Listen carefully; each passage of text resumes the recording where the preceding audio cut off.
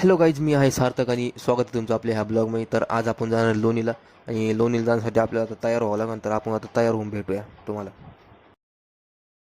तर गाईज, माझा लुक कसा वाटला एकदा नक्की कमेंट करून सांगा. तर आता आपण निघालो लोणीला, तर ब्लॉग कंटिन्यू करा, तुम्हाला खूप आवडेल आजचा ब्लॉग. तर आज भव्य रिंगण सोहळा आहे. वारी पंढरीची ज्ञानगंगा प्रवराची. तर प्रवरा इन्स्टिट्यूटचे अध्यक्ष राधाकृष्ण विखे पाटील यांनी आयोजित केलेला हा भव्य कार्यक्रम म्हणजे रिंगण सोहळा.